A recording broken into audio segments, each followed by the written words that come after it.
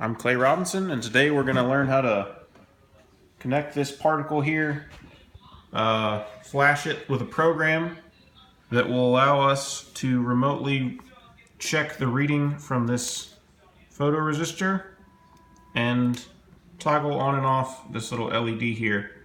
So the first thing we're going to do is actually build the circuit, and the particle actually comes with this little diagram here. If I can, there's a different particle with the diagram on it. So we're going to connect the photoresistor to A0 and A5.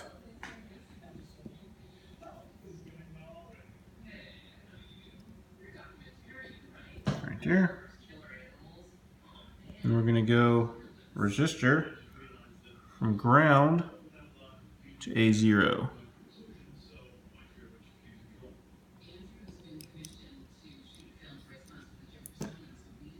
As so.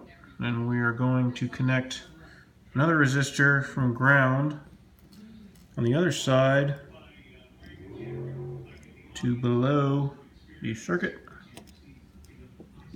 Yeah. And we're going to connect that in series with this little diode, and we're going to make sure that the side with the triangle, can't really see it, doesn't really focus, but there's a little triangle there, and we're going to set it up so that the triangle is facing the way it is on this little diagram here. So we're going to connect it to D0 and then to the resistor here. Alright, now that we've done that, we go on to the particle. Can't turn it sideways, it's a terrible idea.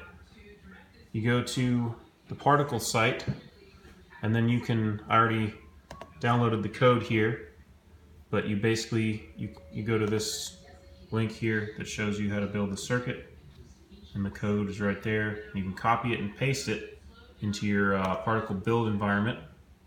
Then all you do, once you have it pulled up and pasted, I have it named here photoresist LED. You're then going to press the flash button, and it is now going to flash your particle, and you can see the purple light coming on, a bunch of different flashy things coming on. And now the blue light's on, telling you that everything worked right. So now we are going to get on the monocle environment. Here we go. And we have our thing here, and it is showing us a analog value of 372. That's the reading from the photoresist. So what we're going to do is we're going to put my finger on top of that, and you can see it changes down to 67. So what it's doing is it's lowering the value once I dim the light. Then when I take my finger off again, it goes back up to about 300, 332, and it'll actually change if you turn the lights on and off. So we're going to go do that right now. You're going to turn the light off, and it went down to 112 from 330. So you can see that this thing is pretty sensitive to light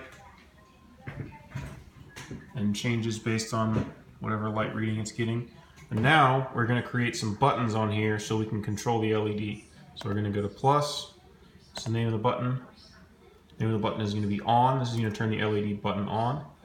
And for arguments, you're going to have to go back to the code here. Go down here, and you're going to see, no, that's the wrong code. This code here. You're going to go down and you're going to see if command on, digital write LED high. What this does is this, if you command it with the on command, it's going to turn on that LED there. So what we're going to do is we're going to use the argument lowercase on, submit, and we're going to do the same thing with an off button. Off, argument lowercase off, just like in the code. Submit. Go back to the page. Now, you can see here, there's no LEDs. Well, except for the one there, but that's not what we're doing here. We're looking at that red LED. Right now, it has not been given a command, so it's off. We're going to click on here, And now all of a sudden the LED is lit up. Now we're going to go back, we're going to click off, and the LED is off. So now we have configured this particle to broadcast a signal from an analog input over the internet, and we've also configured it to blink an LED over the internet using these buttons on the monocle device. That's it.